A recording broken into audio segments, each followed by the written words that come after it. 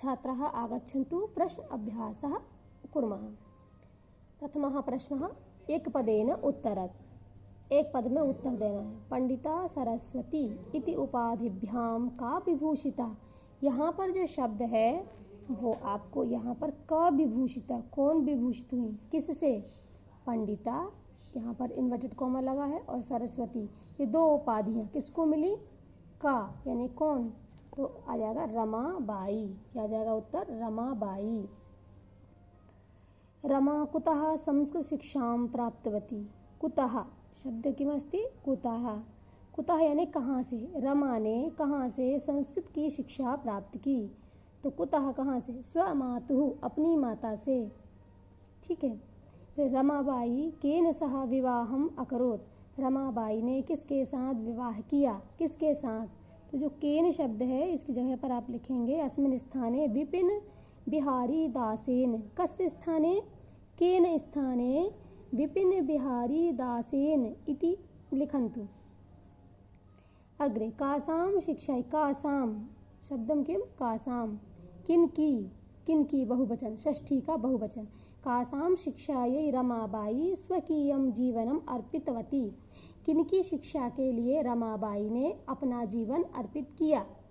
तो किनकी? नारीणाम, नारियों की। नारियों की शिक्षा के लिए उन्होंने अपना जीवन अर्पित किया। रमाबाई उच्च शिक्षार्थम कुत्र अगच्छत्। कुत्र, कुत्र यानी कहाँ पर? तो रमाबाई ने उच्च शिक्षा के लिए कहाँ गई? रमाबाई उच्च शिक्षा के लिए कहाँ गई? गई लंग लकार। इंग्लैंड देशे। कुत्र अगच्छत्? इंग्लैंड देशे। तो कुत्र स्थाने? इंग्लैंड देशे। इंग्लैंड अनुस्वार आगच्छति। इंग्लैंड देशे अगच्छत्। बोधनं भवति। अग्रे द्वितीयः प्रश्नः रेखांकित पदानि आधृत्य प्रश्न निर्माणं कुरुत। मतलब कि रेखांकित पदों को ध्यान में रख करके या आधार लेकर के प्रश्न निर्माण कीजिए। प्रथमः रमायाः अस्मिन् स्थाने संयोजक चिह्नः भवति, तस्य स्थाने प्रश्नवाचक शब्दं लिखामः। रमायाः पिता समाजस्य प्रतारणाम् असहत। तो रमायाः उत्तरम किमस्ति? इसका प्रश्न बनाइए तो कस्याः। पर बच्चों ये कस्याः अकेला नहीं लिखना है आपको, क्योंकि ये पूरा उत्तर दिया है, इसका हमें प्रश्न बनाना है। तो केवल रमायाः के स्थान पर कस्याः लिख करके यहाँ कस्याः लिखेंगे और बाकी पूरे प्रश्न का, ये उत्तर का ही, उत्तर के पूरे शब्दों को लिख करके आप वाक्य तैयार करेंगे, प्रश्नवाचक वाक्य तैयार करेंगे। तो कैसे आएगा प्रश्नवाचक वाक्य? कस्याः पिता समाजस्य प्रतारणाम् असहत। ठीक है। और प्रश्नवाचक चिन्ह जाएगा। पत्युः मरणानन्तरं रमाबाई महाराष्ट्रम प्रत्यागच्छत्। पति के मरने के बाद रमाबाई महाराष्ट्र वापस चली गईं। पत्युः पति के, तो कस्य किसके? तो ये कस्य यहाँ पर जाए। कस्य मरणानन्तरं रमाबाई महाराष्ट्रम प्रत्यागच्छत्। रमाबाई मुंबई नगरे शारदा सदनम अस्थापयत्। रमाबाई ने मुंबई नगर में शारदा सदन स्थापित किया। मुंबई नगर में कहाँ पर? तो आएगा कुत्र। कुत्र जाएगा, अस्य स्थाने कुत्र आगच्छति। तो लिखेंगे प्रश्नवाचक वाक्य रमाबाई कुत्र शारदा सदनम अस्थापयत् और प्रश्नवाचक चिन्हम। ठीक है, चिन्ह लगाना बहुत ज़रूरी रहता है। अगर आपने चिन्ह नहीं लगाया तो आपका प्रश्नवाचक वाक्य नहीं बनेगा, अधूरा रहेगा। 22+9 ख्रीष्टाब्दे रमाबाई महोदयायाः निधनम अभवत्। यानी 1922 में रमाबाई महोदया का निधन हो गया। किसका? ये अंडरलाइन जहाँ पड़ा है वहाँ क्या है? किसका? तो 1922 22+9 ख्रीष्टाब्दे कस्याः महोदयाः कस्याः निधनम अभवत्। ये दोनों शब्दों के बीच में संयोजक चिन्ह लगा हुआ है। ये दोनों शब्द ये एक ही शब्द माना जाएगा, क्योंकि विभक्ति एक ही में लगी है, इसमें नहीं लगी विभक्ति, तो ये पूरा एक ही शब्द माना जाएगा। तो इस पूरे एक शब्द की जगह पर आएगा कस्याः। क्या आएगा? कस्याः। स्त्रियः शिक्षां लभन्ते। इसमें तो स्त्री बहुवचन है, ये स्त्री स्त्रियौ स्त्रियः, तो का के काः आ जाएगा, है ना। तो काहा शिक्षाम लभन्ते इसमें और प्रश्नवाचक चिन्ह जाएगा। ठीक है, अब अग्रे प्रश्नानाम उत्तराणि लिखत, प्रश्नों के उत्तर देना है आपको, लेकिन ये एक पद में नहीं है, ये संपूर्ण वाक्य में है, पूर्ण वाक्य में देना है। प्रश्न किमस्ति, रमाबाई किमर्थम आंदोलनम प्रारब्धवती, रमाबाई ने किस लिए आंदोलन प्रारब्ध किया यानी आरंभ किया। तो अस्य उत्तरम अस्ति, रमाबाई स्त्रीणां कृते वेद आदीनां शास्त्राणां शिक्षा के लिए आंदोलनम प्रारब्धवती। रमाबाई स्त्रीणां कृते वेद आदीनां शास्त्राणां शिक्षायै आंदोलनम प्रारब्धवती, ये पहले का उत्तर आएगा। अगला प्रश्न, निस्सहायाः स्त्रियः आश्रमे किं किं लभन्ते स्म, निस्सहाय स्त्रियां आश्रम में क्या क्या लाभान्वित होती थी या प्राप्त करती थी या सीखती थी। तो उत्तरम अस्ति, निस्सहायाः स्त्रियः आश्रमे, ये तो प्रश्न का ही आ गया। अब यहाँ से उत्तर के हैं शब्द, मुद्रण, टंकण, ये कुछ नहीं है, ये तो मैंने ऐसे काट दिया है। मुद्रण संयोजक चिन्ह, टंकण संयोजक चिन्ह, काष्ठकला संयोजक चिन्ह, आदीनां च प्रशिक्षणं लभन्ते स्म।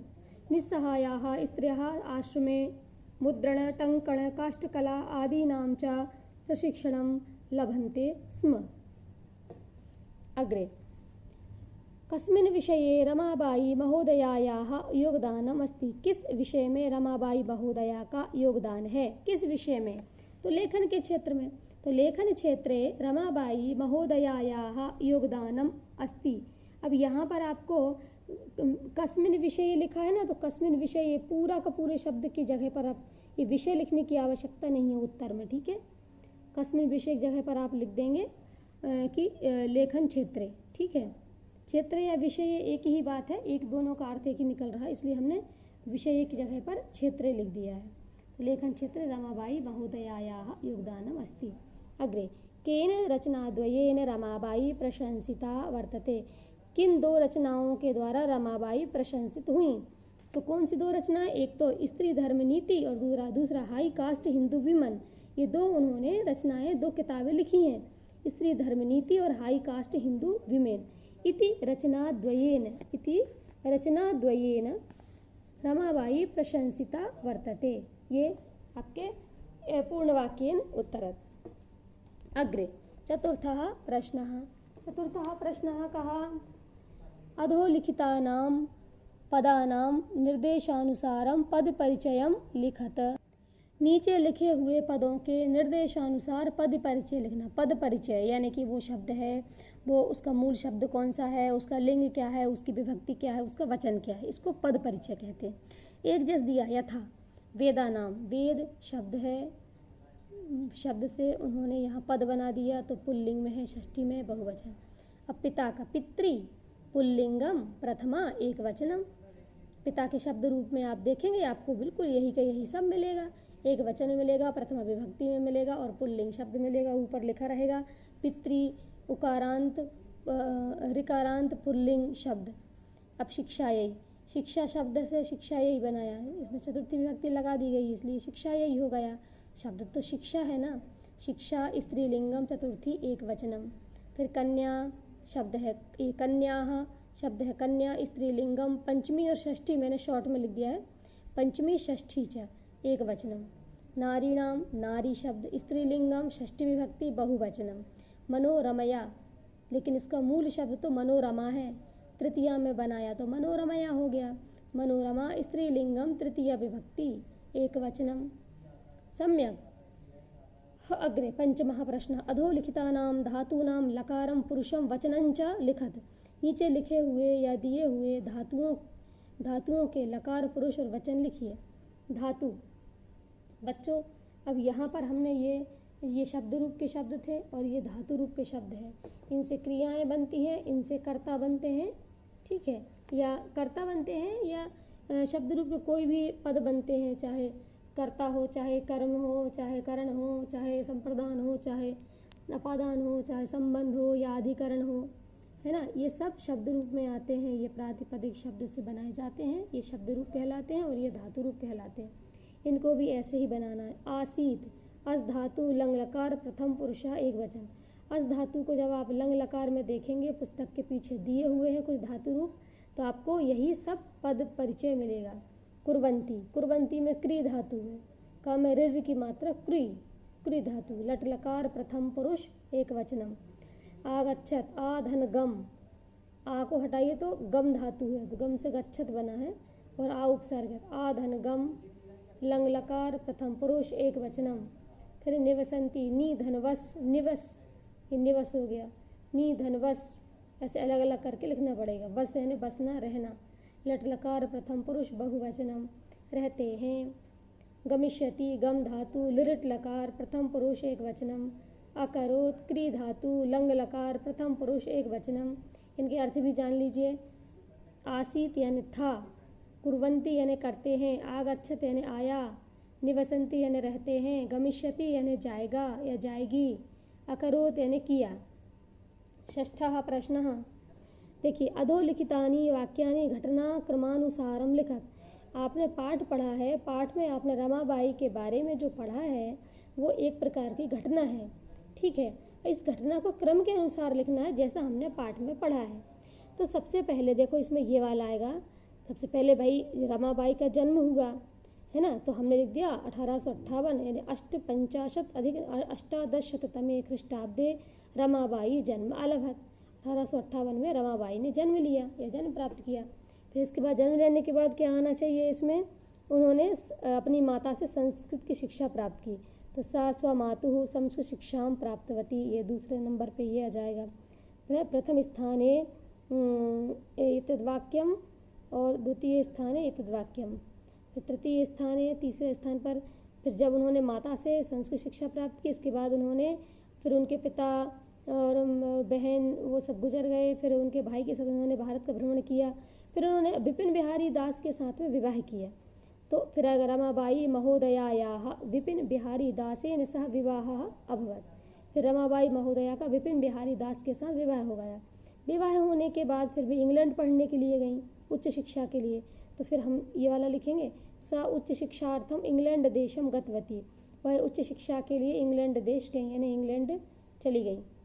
इंग्लैंड में जाकर के उन्होंने कुछ महिलाओं के लिए कार्य किया था, तो फिर उन्होंने पैसा इकट्ठा किया था और उसके बाद फिर वो वापस आ गई थी।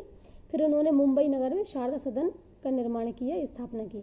तो सा मुंबई नगरे शारदा सदनम स्थापयत। उन्होंने मुंबई नगर में शारदा सदन की स्थापना की।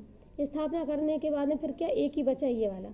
1922 में रमाबाई महोदया का निधन हो गया, यानी 22 अधिक 19 ख्रीष्टाब्दे रमाबाई महोदयायाः निधनम अभवत्। ठीक है, इस प्रकार ये ख पहला, च दूसरा, क तीसरा, फिर ग चौथा, ग पांचवा और घ छठवा। इस प्रकार हमने इन वाक्यों को घटना क्रमानुसार लिखे। बच्चों, पाठ के अंत में आपको ये दो चीज़ें लिखनी हैं। एक तो आपको लिखना है भाषा विस्तार। भाषा विस्तार मतलब पाठ के अंतर्गत आपने भाषा में क्या क्या सीखा और उससे और अधिक क्या सीख सकते हैं पाठ के अंतर्गत, है ना। पाठ के माध्यम से और भाषा का विकास कैसे कर सकते हैं। तो बच्चों, इस पाठ में भूतकाल की क्रिया आई हैं बार बार। तो भूतकाल यानी कि लंग लकार, इनकी क्रियाएं आपको लिखना है। चित्वा यानी ढूंढ करके, पाठ से ढूंढ करके लिखना है, छांट करके लिखना है, और उनके अर्थ भी लिखना है, हिंदी अर्थ भी। जैसे उसमें आया कि गतवती यानी गई, ठीक है। तो पाठ से आपको छांट करके लिखना है। समझ में आया? आपको पाठ में भूतकाल की यानी लंग लकार की क्रियाएं दिख रही होंगी, आई हैं बार बार, तो उन्हें ढूंढ करके आपको लिखना है और उनके हिंदी अर्थ भी लिखना है। साथ में पाठ में अव्यय ढूंढ कर लिखना है। अव्यय तो जानते होंगे, च, तथा, यथा, है ना, कृते, किम, ये सब क्या है, अव्यय है, यानी कि अविकारी शब्द। तो आपको लंग लकार की क्रियाएं लिखनी हैं भाषा विस्तार को बढ़ाने के लिए, और पाठ में आए हुए अव्यय को ढूंढ करके लिखना है। चाहे तो आप अव्यय के हिंदी अर्थ भी लिख सकते हैं, तो बहुत अच्छी बात है, ठीक है। फिर इसके बाद आपको लिखना है योग्यता विस्तारः। योग्यता विस्तार में आपको क्या करना है, कुछ और आपको जानकारी हासिल करना पंडिता रमाबाई के बारे में।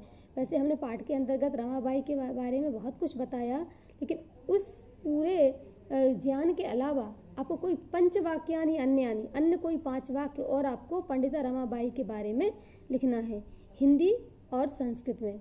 हिंदी में आप लिखेंगे पहले और फिर उसके सामने ही आप उसका संस्कृत भी लिखने का प्रयास करेंगे। पहले 5 वाक्य हिंदी में बना लेंगे, हर प्रत्येक वाक्य के नीचे आप संस्कृत में उस वाक्य को बनाने की कोशिश करेंगे। ठीक है, इस प्रकार यह पाठ संपन्न हुआ बच्चों। अस्तु, धन्यवादः।